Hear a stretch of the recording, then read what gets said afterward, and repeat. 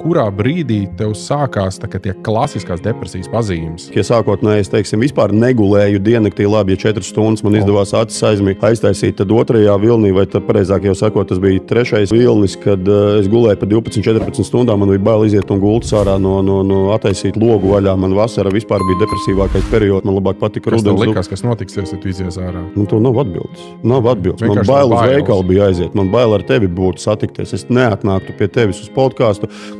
Sāku atkārtojos, man lielākās zobu sāpes bija katru sestdienu stāties kameras priekšā bingo vadīt. Jā, kā tu to izdarīji? Vienkārši uzlikām masku un braucām. Tad nevar sēdēt vienkārši tagad, aleluja, neko es nedarīšu, man ir baigi sūdīgi, tomēr ir 4 bērni un māja un dzīvoklis un mašīnas un suņi, kaķi, viss. Nevar vienkārši tagad ieslīgt. Un Ivet man toreiz arī teica, viņa lūdza, toreiz, kāpēc es gāju arī, īstenībā dēļ kāda pie speciālista, lai man mēģina palīdzēt. Viņa saka, tu esi sabrucis, tu man esi 5. bērns mājās, bet ko mēs darīsim, ja viņi arī sabruks.